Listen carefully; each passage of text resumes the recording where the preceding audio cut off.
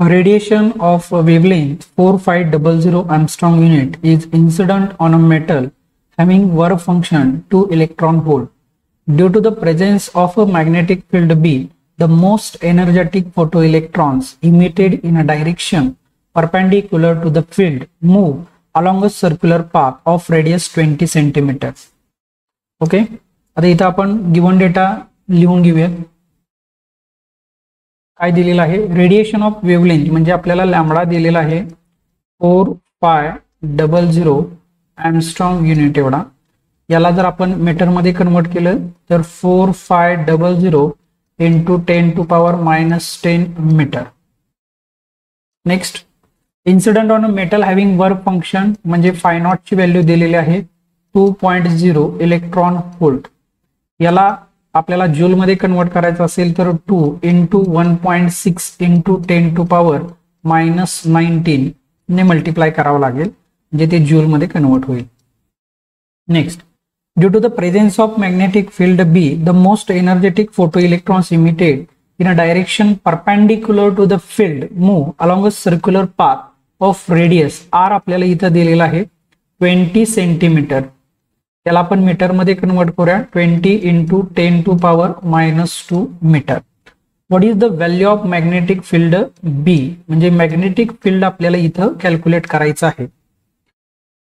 Okay, सर्वप्रथम आपण सगळ्यात अगोदर या ठिकाणी आइन्स्टाईनच्या फोटो इलेक्ट्रिक इक्वेशन नुसार आपल्याला माहिती आहे kinetic energy max is equal to H nu minus phi naught. Okay, या फॉर्म्युल्यानुसार आपल्याला एनर्जी कायनेटिक एनर्जी म्हणजेच एनर्जी कॅल्क्युलेट करता येईल. एच न्यू दिलेला नाही, लॅम्बडा दिलेला आहे. याला आपण कन्वर्ट करूया H C by lambda minus phi naught is equal to H 6.626 into 10 to power minus 34 into C 3 into 10 to power 8 whole divided by lambda. Lambda आपल्याला माहिती आहे 4500 into 10 to power minus 10 minus phi naught ची value इथं दिलेली आहे आपल्याला 2 into 1.6 into 10 to power minus 19 is equal to. हे सर्व जर आपण लॉग टेबलच्या सहाय्याने सॉल्व्ह जर केलं तर आपल्याला याची व्हॅल्यू भेटून जाईल 4.42 into 10 to power minus 19 minus या दोघांचा जर गुणाकार आपण केला तर तो भेटेल 3.2 into 10 to power minus 19 is equal to. या दोघांची वजाबाकी केल्यानंतर आपल्याला भेटून जाईल 1.22 into 10 to power minus 19 joule. ही या ठिकाणी आपल्याला एनर्जी भेटून गेली. आता आपल्याला जे कॅल्क्युलेट करायचं आहे ते काय कॅल्क्युलेट करायचं आहे? Magnetic field. आता या एनर्जीचा उपयोग आपल्याला कशासाठी होईल बघा. आपल्याला माहिती आहे डी ब्रॉग्लीच्या हायपोथेसिस नुसार पी मोमेंटम म्हणजेच काय असतं? Mass into velocity. आणि हे मास इंटू व्हेलॉसिटी म्हणजेच काय असतं? 2 into mass into kinetic energy. हा फॉर्म्युला आपल्याला माहिती आहे. ओके, आता नेक्स्ट नंबर 2 आपल्याला काय करायचं आहे? मॅग्नेटिक फील्ड कॅल्क्युलेट करायचं आहे. मॅग्नेटिक फील्ड कॅल्क्युलेट करण्यासाठी आपल्याला फॉर्म्युला माहिती आहे mv²/r is equal to q into v into b. एका v ला इथला एक v कॅन्सल होईल. इथं काय राहील बघा आपल्याला b ची व्हॅल्यू मला पाहिजे b is equal to m into v upon q into r is equal to. आता m इंटू व्ही म्हणजेच p म्हणजेच √2m इंटू e आहे. म्हणजे हे इथं आपण ठेवूया √2m into kinetic energy whole divided by q into r. Value put केल्यानंतर आपण इथं लिहूया b is equal to √2 into mass. इलेक्ट्रॉनचं mass 9.1 into 10 to power minus 31 into kinetic energy calculate केलेली आहे 1.22 into 10 to power minus 19 whole divided by q म्हणजे charge 1.6 into 10 to power minus 19 into r ची value इथे दिलेली आहे 20 into 10 to power minus 2 is equal to. हे जर आपण सगळं लॉग टेबलच्या साह्याने सॉल्व्ह केलं तर आपल्याला इथं आन्सर भेटून जाईल 1.472 इंटू 10 टू पॉवर -5 टेस्ला. म्हणजे बी ची व्हॅल्यू इथं आपल्याला भेटली 1.472 into 10 to power -5 tesla. Log टेबलचा यूज कसा करायचा हे आपण लॉग टेबलच्या सिरीज मध्ये सांगितलेलं आहे. लॉग टेबल यूज कसा करायचा हे बघायचं असेल तर वरती जी लिंक येत आहे त्याच्यावरती क्लिक करून लॉग टेबलच्या पूर्ण सिरीज बघू शकता. Given the following data for incident wavelength and the stopping potential obtained from and experiment on photoelectric effect, estimate the value of Planck constant and the work function of the cathode material. What is the threshold frequency and corresponding wavelength? What is the most likely metal used? Okay, इथं आपल्याला काय काय विचारलेलं आहे बघा. Plank constant calculate करायचं आहे, H ची व्हॅल्यू कॅल्क्युलेट करायची आहे. त्यानंतर वर्क फंक्शन कॅल्क्युलेट करायचं आहे, फाय नॉट ची व्हॅल्यू कॅल्क्युलेट करायची आहे. थ्रीशोल्ड फ्रिक्वेन्सी विचारलेली आहे म्हणजे न्यू नॉट कॅल्क्युलेट करायचं आहे. आणि त्याचबरोबर थ्रीशोल्ड वेवलेंथ म्हणजे लॅम्बडा नॉट कॅल्क्युलेट करायचं आहे. आणि विचारलेलं आहे मोस्ट लाईकली मेटल म्हणजे फाय नॉट कॅल्क्युलेट जर केला तर आपल्याला मेटल कोणता आहे ते सांगता येईल. गिवन डेटा इथं दिलेला आहे, त्यावरून वेवलेंथ दिलेली आहे. Lambda 1 is equal to 2536 angstrom unit. याला मीटर मध्ये कन्वर्ट करूयात. 2536 into 10 to power -10 metre. Lambda 2 दिलेला आहे 3650 angstrom unit is equal to 3650 into 10 to power -10 metre. त्यानंतर स्टॉपिंग पोटेन्शियल दिलेला आहे V01 is equal to 1.95 volt आणि V02 दिलेला आहे 0.5 व्होल्ट. आता या इन्फॉर्मेशन नुसार आपण सगळ्यात अगोदर प्लँक कॉन्स्टंट कॅल्क्युलेट करून घेऊयात.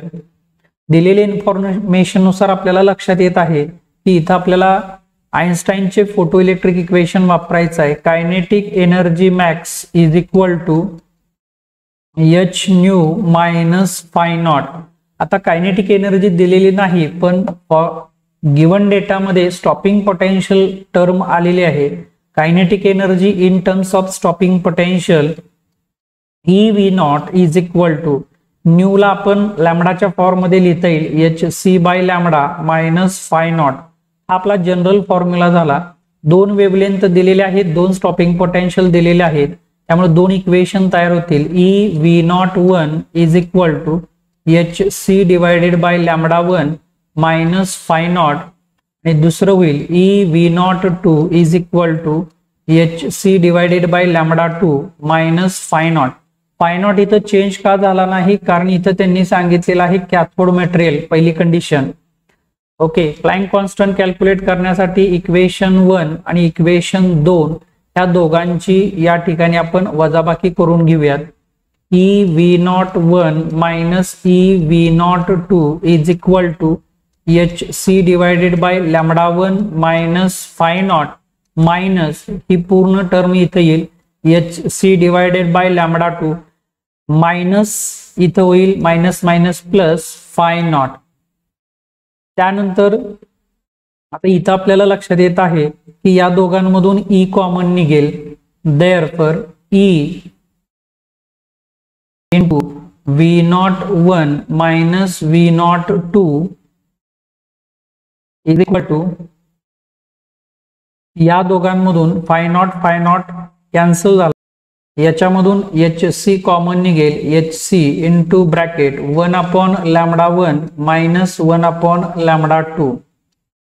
ओके, यामध्ये व्हॅल्यू पुट करून घेऊयात. E ची value 1.6 into 10 to power -19 into bracket V01 दिलेला आहे 1.95, V02 आहे 0.5 is equal to H calculate करायचं आहे. C ची value 3 into 10 to power 8 into bracket 1 upon lambda 1 दिलेला आहे 2536 into 10 to power -10 minus 1 upon 3650 into 10 to power -10.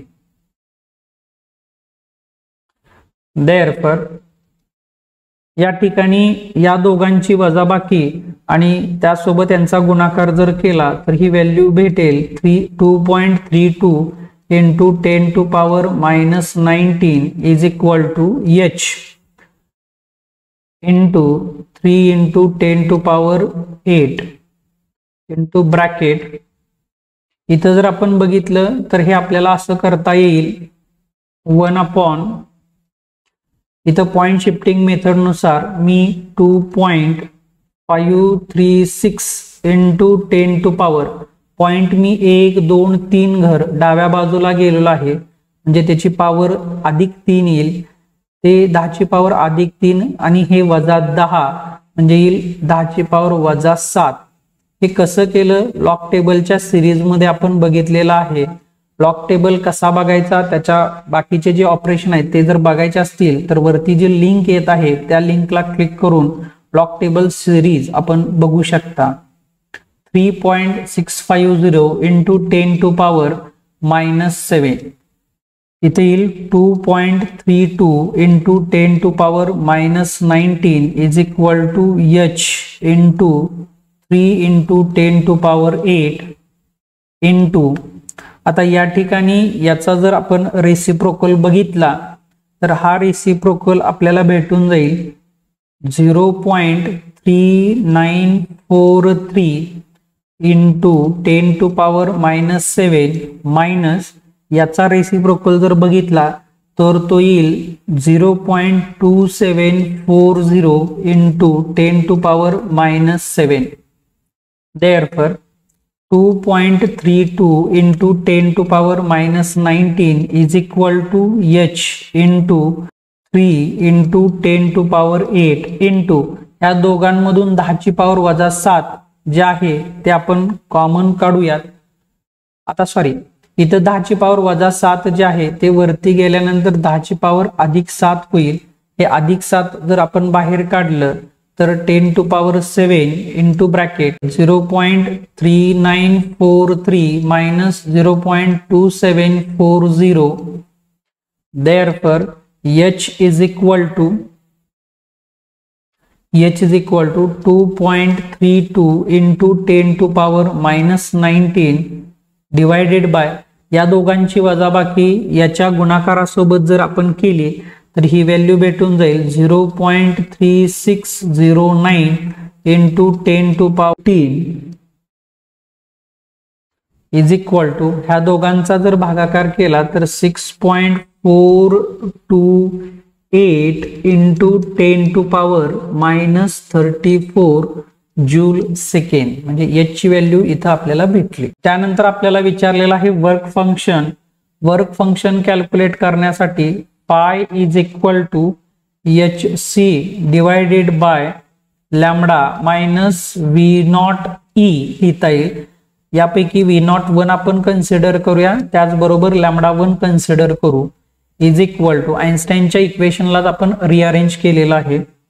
Is equal to 6 point Planck constant आत्ताच आपण कॅल्क्युलेट केला 6.428 into 10 to power -34 into 3 into 10 to power 8 whole divided by λ1 आपल्याकडे आहे 2536 into 10 to power -10 minus v01 ची value आहे 1.95 into e ची value आहे 1.6 into 10 to power -19 is equal to या दोघांचा जर गुणाकार आणि त्याच्यासोबत हा जर भागाकार केला तर तो येईल 7.604 into 10 to power -19 मायनस या दोघांचा जर गुणाकार केला तर तो येईल 3.12 into 10 to power -19 is equal to phi. या दोघांची वजाबाकी जर केली तर येईल 4.484 into 10 to power -19.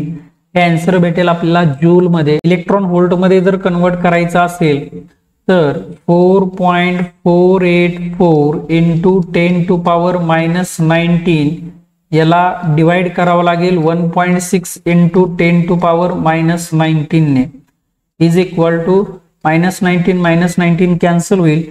या दोघांचा जर भागाकार केला तर तो येईल 2.803 इलेक्ट्रॉन व्होल्ट. फाय ची व्हॅल्यू फाय नॉट जो आहे तो आपल्याला भेटला 2.803 इलेक्ट्रॉन व्होल्ट.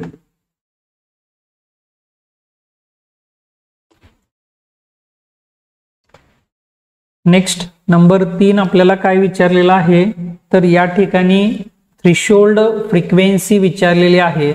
म्हणजे phi naught is equal to H nu not.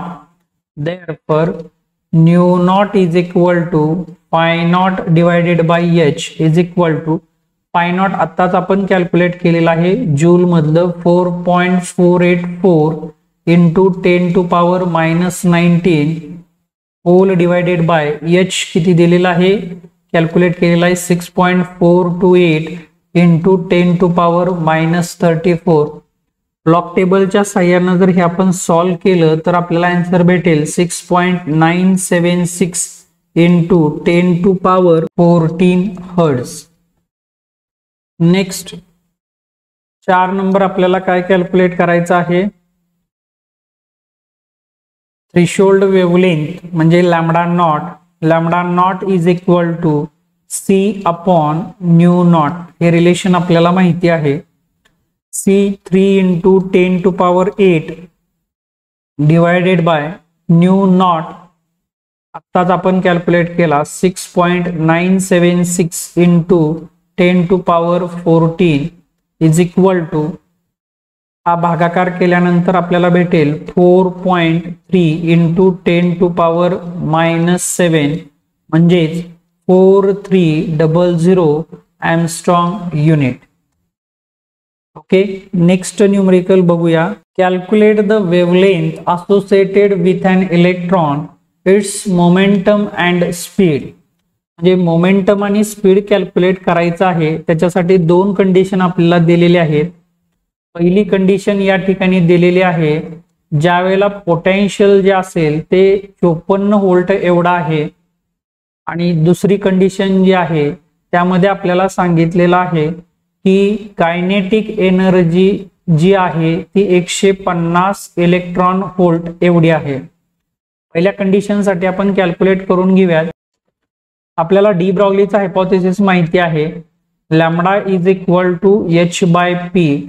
In terms of voltage हेच आपल्याला असं लिहिता येईल 1.228 divided by root V. V म्हणजे पोटेन्शियल या ठिकाणी आहे इज इक्वल टू ही जर व्हॅल्यू आपण कॅल्क्युलेट केली 1.228 डिवायडेड बाय रूट 54 तर हे आपल्याला लॅम्बडा या ठिकाणी भेटेल. Lambda is equal to 0.167 nanometre.